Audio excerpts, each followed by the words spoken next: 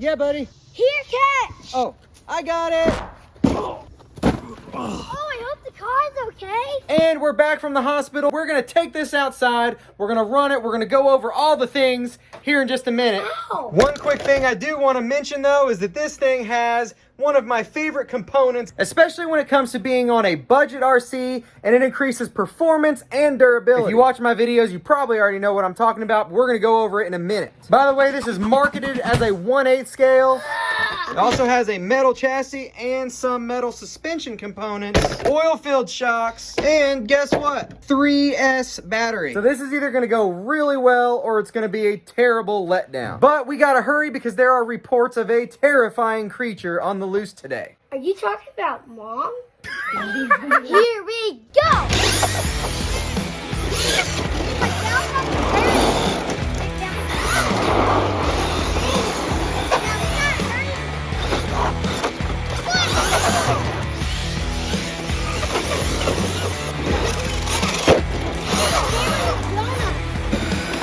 Oh, missed it.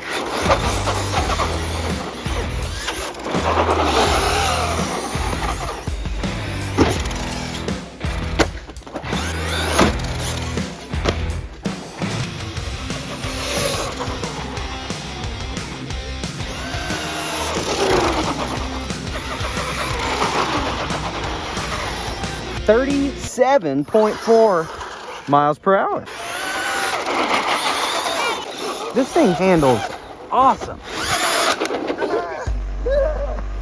What? I saw something in the woods. Something creepy is coming. We gotta run. That was kind of weird. What a silly guy. Oh, man. That backfired. This thing is awesome.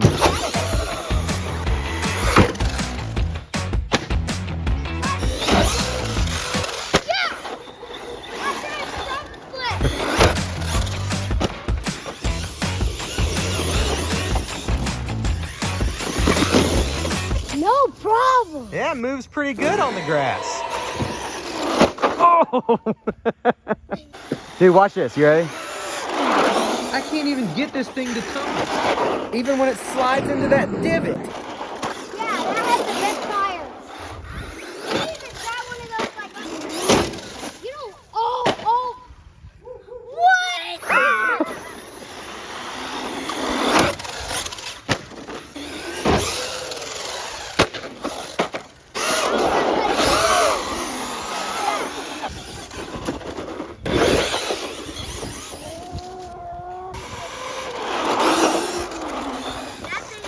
I mean, that was full speed maneuvering right there.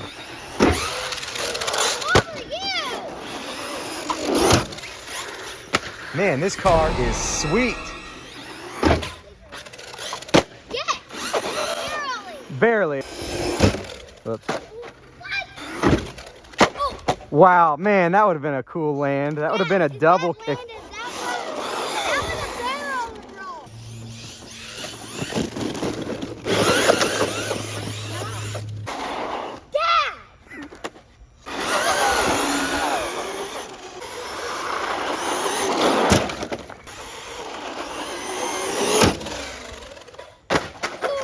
Landed right on top of you.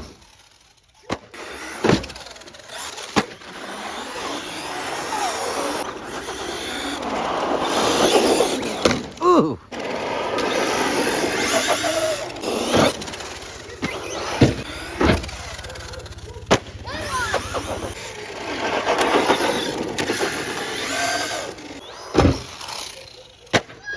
Dude, sweet jump. Ah, that was a pretty close one. Yeah, almost.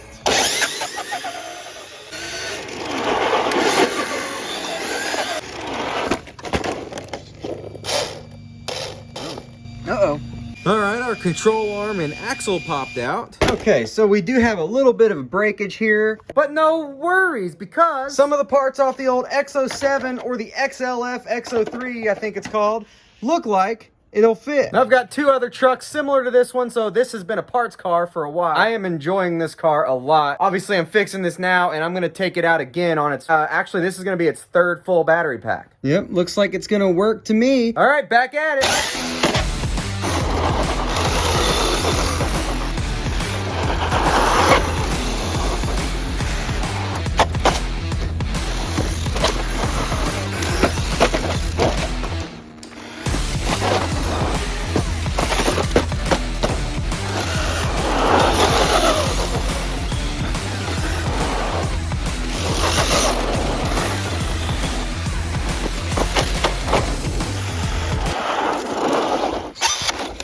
Oh. Uh-oh, we've got some clicking. Dude, did you see that? No. Dude, I swear there was something just there. Oh, well, it's probably nothing. Man, this thing is awesome. And yeah, my garage is still in the organization phase. Whoa. Seriously though, this thing's got handling very similar to the rival MT10. In fact, it might even be better because it's lower to the ground and doesn't tip as easy. Now, the reason that this scores my 6S Creighton and this handles so well is because, you guessed it, it's got a center differential. Blah, blah, blah. Center differentials help in the way of handling because it can actually transfer the load between front and rear wheels. It was really fast. Yeah, would we get 37 miles an hour? That's 3S, so it's not amazing. The Arma Granite we get about 47 with. Now, I am hearing some gear clicking or some sort of clicking. Sounds like we might have a pinion issue. Hopefully it's not worse than that. We're gonna look at that here in just a second. Hey, and if you're watching this video, it's probably because you like RC cars. So do us all a huge favor. Click that like button, subscribe if you haven't yet. I don't think you're gonna regret it. Now we're gonna go over the good things first, and then we're gonna go over some of the cons, plus look and see what's broken or what's almost broken. Now, first off, this body shell is rather thick. It definitely has a lot of strength to it compared to what most have. It's got a 3650 can-sized brushless motor, complete with heatsink.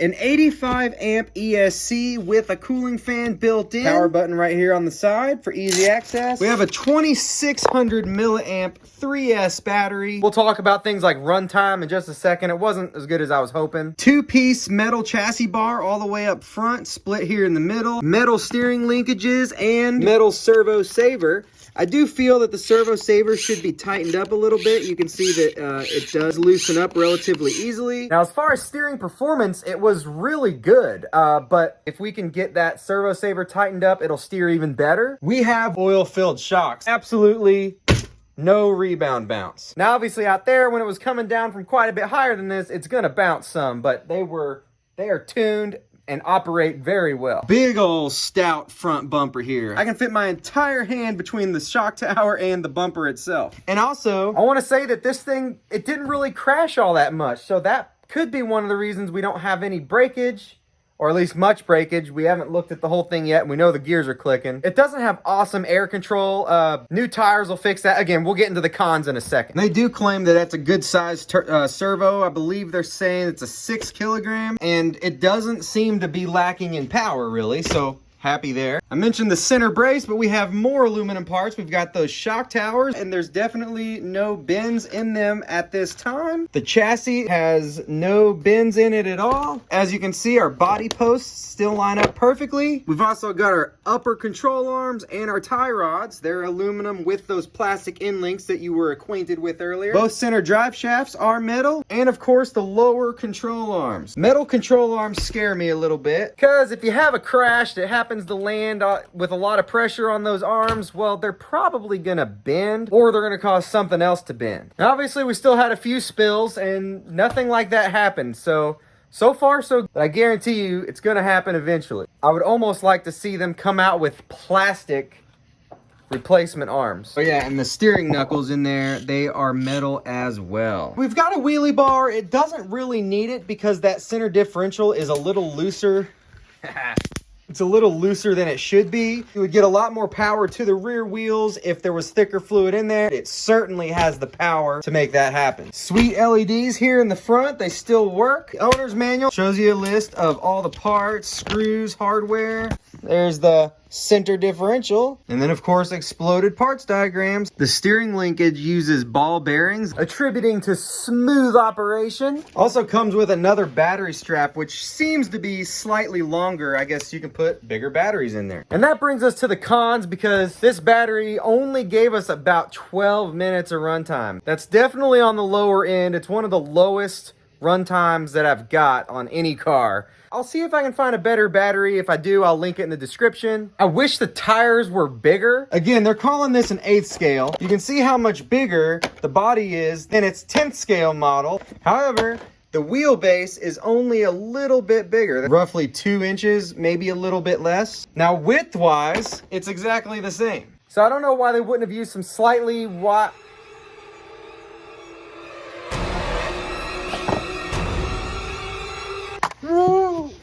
Yeah, that took care of him. Probably just saved the neighborhood. Anyway, I would have loved to see longer control arms on this guy. It's like this one has a really wide stance look.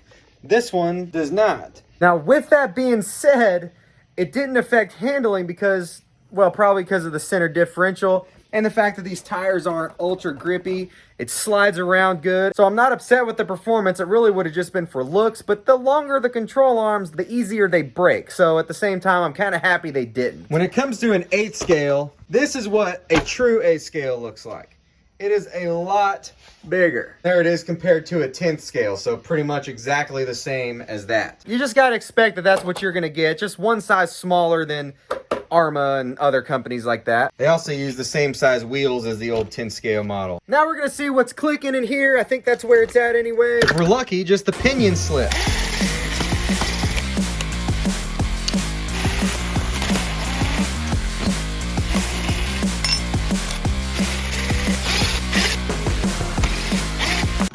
Well, the first thing I'm really happy to see is what looks like really high quality metal gears. That's just a chunk of grease right there. And I see no real issue. The pinion gear is not loose on the motor. Grub screw, set screw is still tight. Absolutely no wear of any kind on the teeth. I'm even gonna take the diff apart. And while those gears are kind of small, it all looks good. Now that I've got it open, I'll just put some 100,000 weight fluid in it.